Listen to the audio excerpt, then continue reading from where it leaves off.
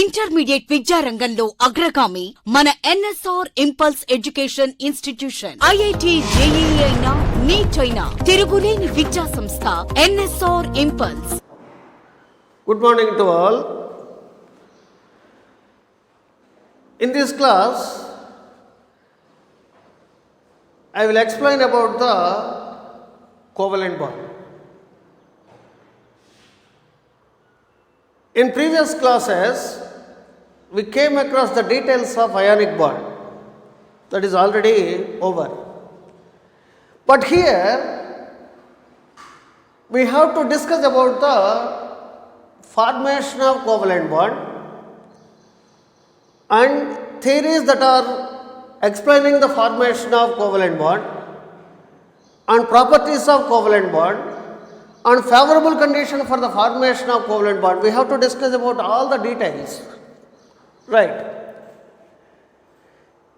What is covalent bond? Actually, covalent bond is already given in the earlier classes.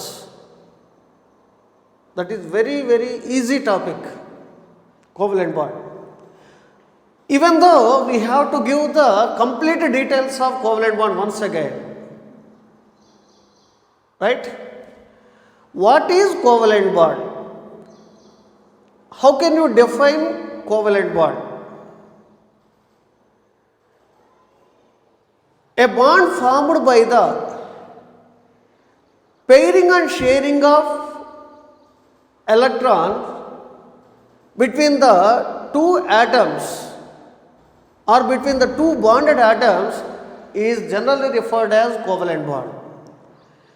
A bond formed by the pairing and sharing of electrons, pairing and sharing of electrons between the two bonded atoms is known as covalent bond. Actually, here the formation of covalent bond was first given by G.N. Lewis. G.N. Lewis. And here the covalent bond is generally represented by a dash mark. How can you define covalent bond? A bond formed by pairing and sharing of electrons between the two bonded atoms. Right. Suppose let us consider an atom A, and here there is one unpaired electron in the valence shell. The remaining all are paired electron pairs. This is the unpaired electron plus, and here there is another atom B, another atom B.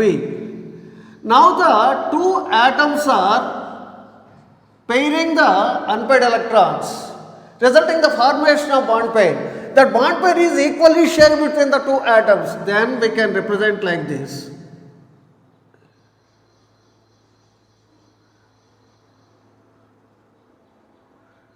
Here, for the formation of the bond, A contribute one unpaired electron, B contribute one unpaired electron.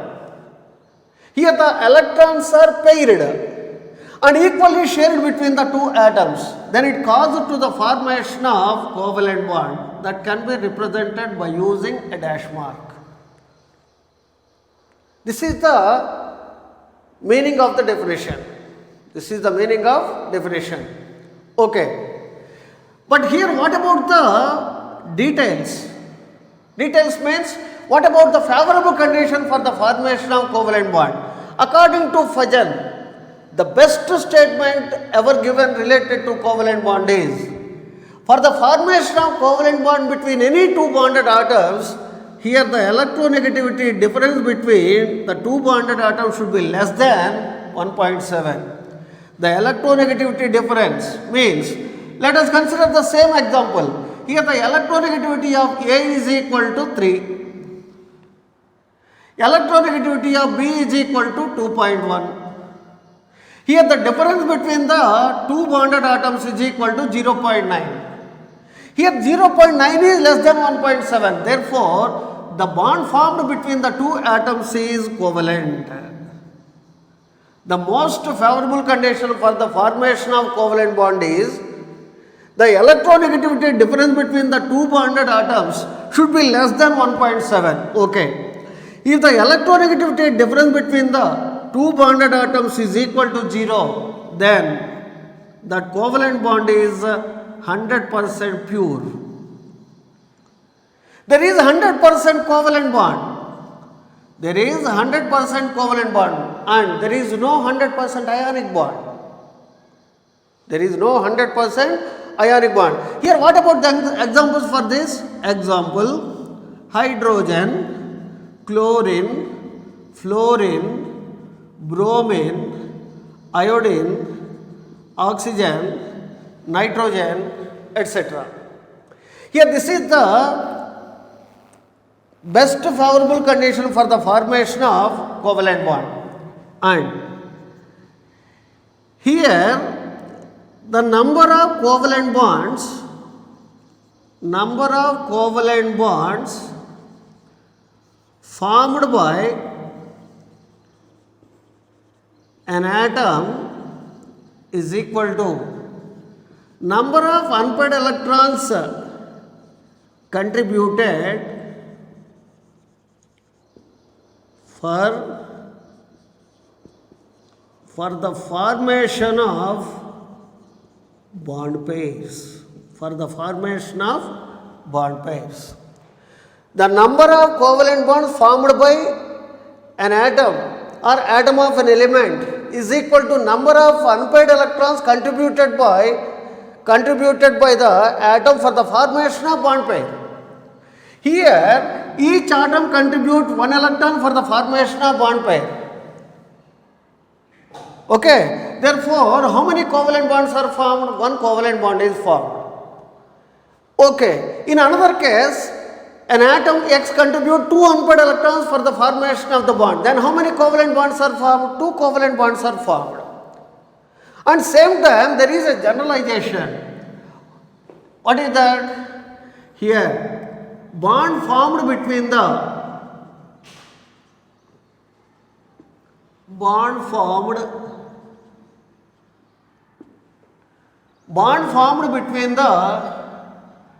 two p-block elements is covalent bond.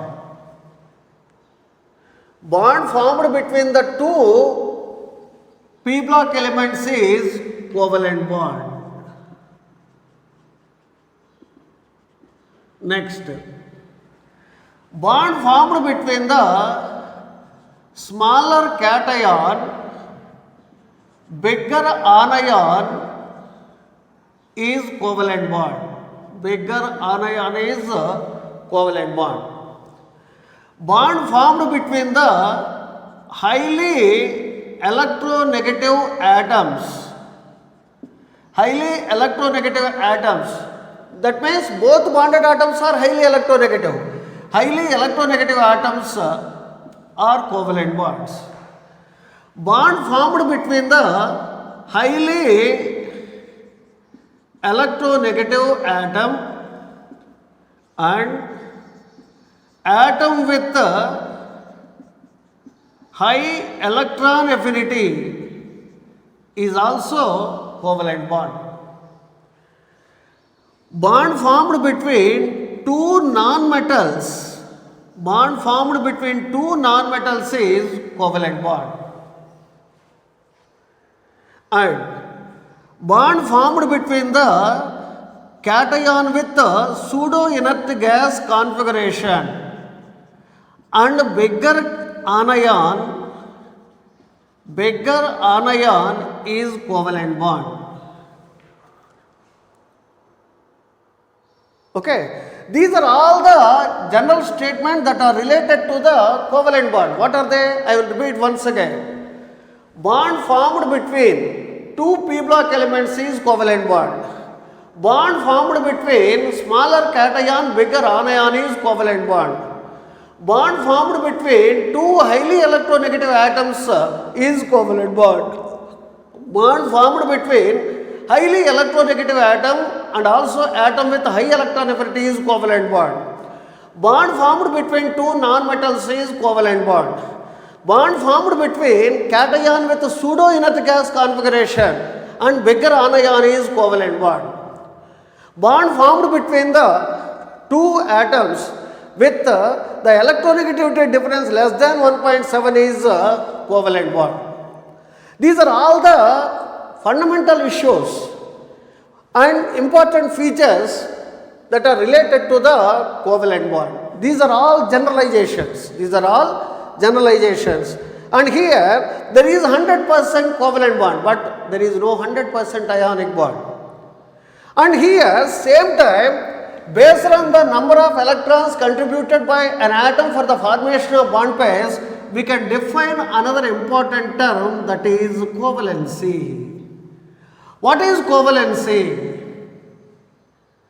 The number of unpaired electrons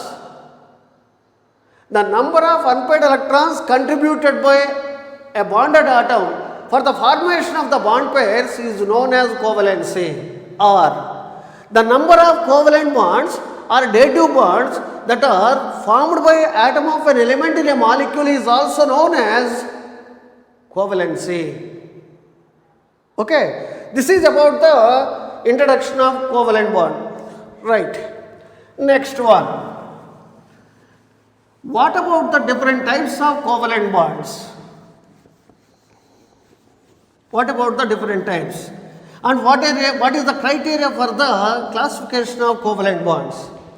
And here, based on the type of bonded atoms, and based on the electronegativity difference between the two bonded atoms, here the covalent bond is once again divided into two types. What are they? First one, polar covalent bond.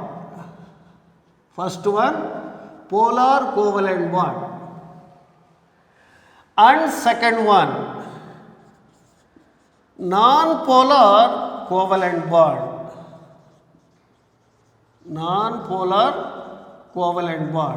What is the criteria for this classification?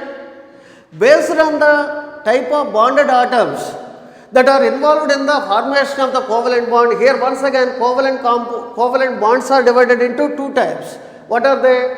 Polar covalent bond and non-polar covalent bond. The compound with polar covalent bonds are known as polar covalent compounds. And they are also commonly represented as heteroatomic molecules. Example,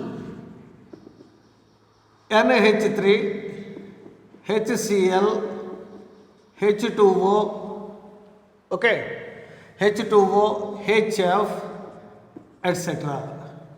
Next one, non-polar covalent compounds, or the compounds with non-polar covalent bonds are known as non-polar covalent compounds, and they are also known as homoatomic molecules. Here example, homo means same atoms are present, O2, N2, Cl2, F2, Br2, I2, etc. And now, how can you define polar covalent bond? And how can you understand the word polar covalent compounds? A covalent bond formed between different electronegative atoms. A covalent bond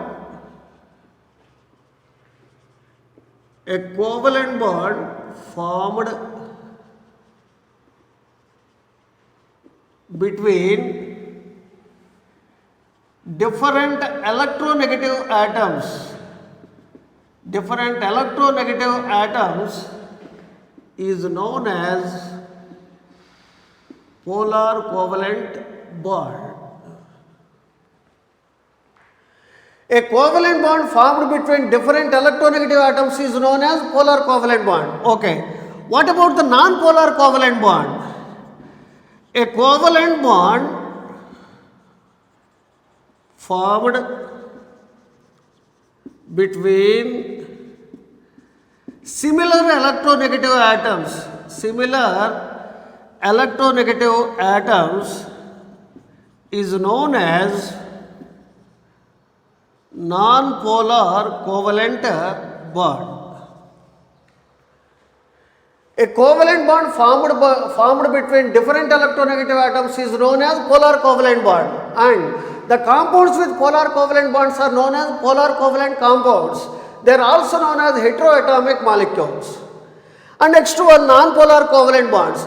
A covalent bond formed between similar electronegative atoms is known as non-polar covalent bonds. They are supposed to be pure covalent compounds. They are known as homoatomic molecules. Okay, but how can you explain the formation of covalent bonds in all these examples? First one, here example 1, ammonia. In ammonia, nitrogen is the central atom. How can you say nitrogen is the central atom? Or how can you identify the central atom in any molecule? Condition 1. The atom of an element with least in number in a molecule is generally referred as central atom. Second one, an atom with larger atomic radius and high IP value and high electronegativity in the molecule is considered as the central atom. Got my points? An atom with high IP value, high electronegativity and small, that means atomic radius is not exactly a consideration, and that is known as central atom. And in a molecule, atom of an element with least in number is also in some cases considered as the central atom. Here 3 hydrogen atoms bonded with 1 nitrogen, and here atomic number of nitrogen is 7, atomic number of hydrogen is equal to 1. And IP value of nitrogen is greater than that of that one. Electronegativity is greater. So, based on all these parameters, we can easily identify that nitrogen is the central atom. Electronegativity of nitrogen is equal to helium 2s2 2p3. In the outermost s orbital, the 2 electrons are paired. And in the outermost p orbital, there are 3 unpaired electrons. 3 unpaired electrons are available. Means what? Combining capacity of nitrogen is equal to 3. Okay. Hydrogen is equal to 1s1. There is an unpaired electron available in the s orbital. Here combining capacity of hydrogen is also 1. Why? There is an unpaired electron available. So, during the formation of ammonia molecule, nitrogen contribute 3 unpaired electrons and the 3 hydrogen atoms contribute 1 electron each. And now, nitrogen, this is lone pair, and 3 unpaired electrons, okay, 3 unpaired electrons, and the unpaired electrons of 3 hydrogen atoms, hydrogen, hydrogen, hydrogen. And now, nitrogen and 3 hydrogen atoms are paired and sharing of 3 pairs of electrons. Therefore, 3 covalent bonds are formed between nitrogen and hydrogen atoms. 1 nitrogen atom, 3 hydrogen atoms. Now, each covalent bond can be represented as this one. Okay. Once again, we can identify 2 types of electron pairs in the molecule. This is lone pair, these are bond pairs. What is the difference between lone pair and bond pair? The electron pair which is located between the 2 bonded atoms is known as bond pair. And the electron pair which is diffused in the valence shell of the central atom is known as lone pair. Here in this molecule, 3 bond pairs, 1 lone pair. 3 bond pairs, 1 lone pair. Okay. And the second example is HCl. Here chlorine is equal to neon 3s2 3p5. Here there is an unpaired electron present in the valence shell of chlorine atom. And hydrogen is equal to 1s1. Here combining capacity of hydrogen is also 1. During the formation of the bond between the hydrogen and chlorine atoms, each atom contribute one unpaired electron for the formation of bond pair. Here Cl 6 7 and hydrogen, and here this can be represented as HCl bond pair.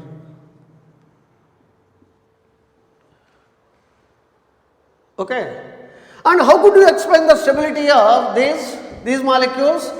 By using the Lewis concept, nothing but octet rule. What about the octet rule? In a species, if the 8 electronic configuration present in the valence shell of the central atom, or the molecule in which the central atom has 8 electronic configuration in their valence shell are stable. That is according to octet rule. And here according to octet rule, the species in which octet or 8 electronic configuration the valence shell are exceptionally stable. Based on that, here once again we can apply octet rule here. Look at here. How many electrons are present? 2 plus 2, 4. 4 plus 2, 6. 6 plus 2, 8. 8 electronic configuration the valence shell of central atom. So that is stable.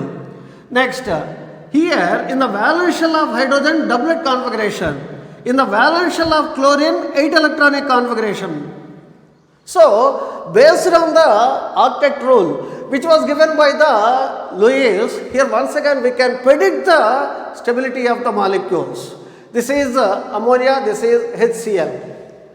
And next one, water, HF, the remaining also explaining like that. Right. But second one, non-polar covalent bond. How can you define non-polar covalent bonds? A covalent bond formed between similar electronegative atoms are known as non-polar covalent bonds. Example, H2, I2, Br2, F2, Cl2, O2, N2, etc. Look at the first one. H2. Hydrogen atomic number 1, 1s1. In each hydrogen atom, there is an unpaired electron. And each hydrogen atom contribute one unpaired electron for the formation of bond pair. And they are equally shared between the two hydrogen atoms. Then a covalent bond is formed between the two hydrogen atoms. In these molecules, or in case of a non-polar covalent bond formed between the two atoms, here the bond pair is exactly present at the center of the two nuclei. But in case of polar covalent bonds, here the bond pair is slightly shifted towards the more electronegative atoms. Here this bond pair is very close to chlorine compared to hydrogen. In this case, these bond pairs are very closer to nitrogen compared to hydrogen. Why? Nitrogen is more electronegative, hydrogen is less electronegative. So automatically the bond pairs are pulled towards the more electronegative atom. But in case of non-polar covalent bonds, the electron pair is exactly present at the center. Okay, next one. Cl2, second example. Cl2. And here chlorine atomic number 7, that is neon 3s2 3p5. In each chlorine atom there is an unpaired electron. This is unpaired electron of one chlorine atom. Now the two chlorine atoms are pairing their unpaired electrons and equally shared. As a result of that, here a covalent bond is formed between the two chlorine atoms. Now, if you are observing this molecule, in the valence shell of each hydrogen atom, a doublet configuration is present. And in case of chlorine molecule, in the valence shell of each molecule, each bonded atom, 8 electronic configuration is present. Means Here the two examples also obeying the Lewis concept, Lewis theory. This is about the polar covalent bond and also non-polar covalent bond and examples. This is about the classification of different types of covalent bonds. Different types of covalent bonds given on the basis of the electronegativity difference between the two bonded atoms. And next, here once again, based on the number of electron pairs or based on the number of bond pairs present between the two bonded atoms, covalent bond once again divided into three types. What are they? Single covalent bond, double covalent bond and triple covalent bond. They are commonly represented as single bond, double bond and triple bond. Single bond, double bond and triple bond. What is the criteria for this classification? There are three types of covalent bonds. There are three types of covalent bonds that are given on the basis of the number of bond pairs that are shared between the two bonded atoms. Here the first one, single bond, and second one, double bond, and the third one, triple bond. Third one, triple bond. Single bond, double bond, triple bond. How can you define or how can you understand the word single bond? How can you understand the word single bond? A covalent bond in which only one bond pair is shared between the two bonded atoms is known as single bond. A covalent bond in which only one bond pair is shared between the two bonded atoms is known as single bond. Here examples are hydrogen, chlorine, bromine, iodine and fluorine, etc. Here also all the molecules obeying octet rule. H2Cl2 are already given. For our convenience I am giving fluorine. Fluorine atomic number is equal to 9 and electronic configuration helium 2s2 2p5. In each fluorine atom there is an unpaired electron present in the valence shell. There is an unpaired electron present in the valence shell. So, during the formation of the bond between the two fluorine atoms, each fluorine atom contributes one unpaired electron for the bond pair or for the formation of bond pair. After that, the two fluorine atoms are equally sharing the bond pair and that causes to the formation of a covalent bond known as single bond. This is the fluorine atom. Another fluorine atom. This is another fluorine atom. And now that one. And here in the valence shell of this fluorine atom, 8 electronic configuration is there. In the valence shell of this fluorine atom, 2 plus 2, 4 plus 2, 6, 6 plus 2, 8. 8 electronic configuration. So, this molecule is exceptionally stable. And here, the single bond is represented between the two fluorine atoms like this. This is single covalent bond, right? Next one, double covalent bond. A covalent bond formed by the sharing of two bond pairs. How many bond pairs? Two bond pairs between the two bonded atoms is known as double bond. And here examples are O2 and also known as ethylene gas. What about the formation of oxygen molecule here? In oxygen molecule, there are two oxygen atoms, right? Two oxygen atoms. Electronegativity of each oxygen atom is helium 2s2 2p4. And here this is the valence shell 2p4.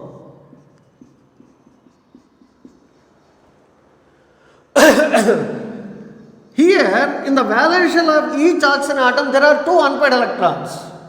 During the formation of the bond between the two oxygen atoms, each oxygen atom contributes how many unpaired electrons? Represented as oxygen, 2s2. Next, lone pair, that means electron pair. Two unpaired electrons, 1, 2. In the same way, there is another oxygen atom is also there with the same configuration.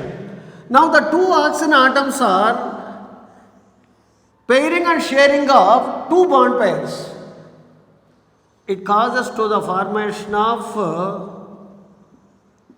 two covalent bonds. Here the two covalent bonds are collectively represented as a double bond. And next one, what about the triple bond? A covalent bond formed by the sharing of three pairs of electrons, or a covalent bond formed by the sharing of three bond pairs between the two bonded atoms is known as a triple bond.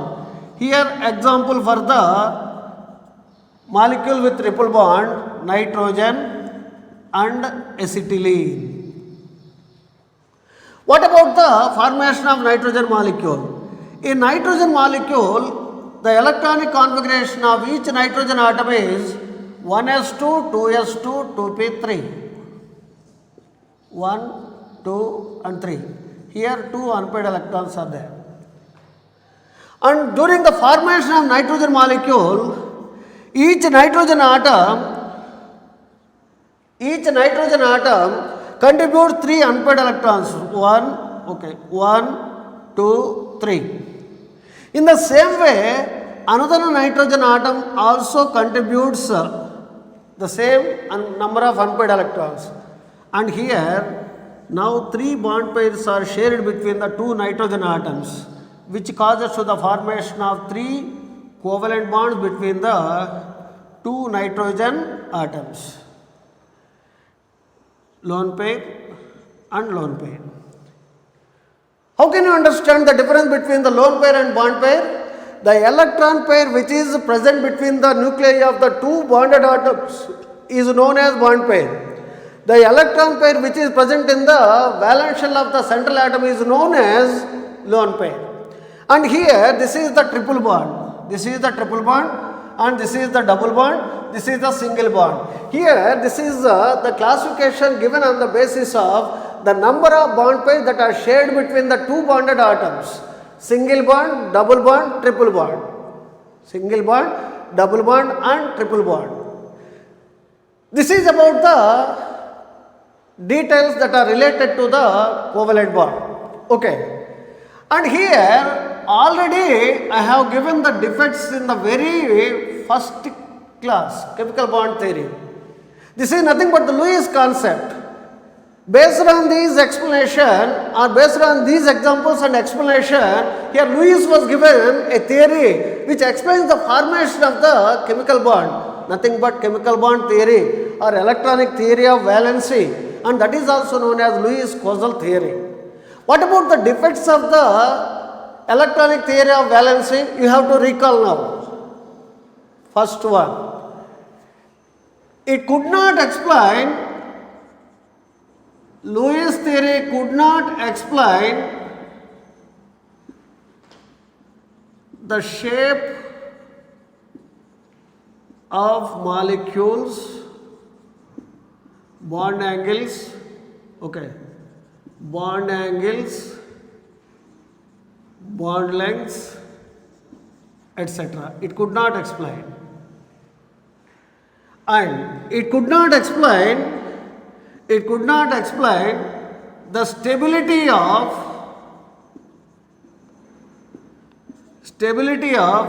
molecules that are deviated from octet rule. Deviated from octet rule.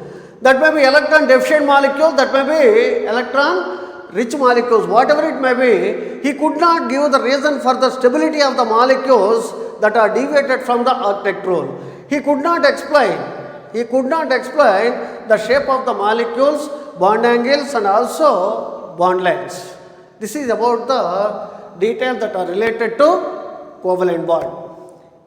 After the rejection of Lewis theory, number of theories were come into play or number of theories were introduced to explain the formation of covalent bonds. What are they?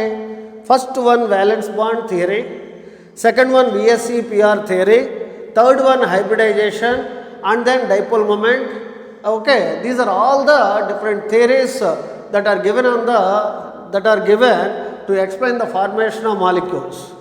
Among all these, the best and modern theory of explanation for the formation of the covalent bond is molecular orbital theory. Molecular orbital theory.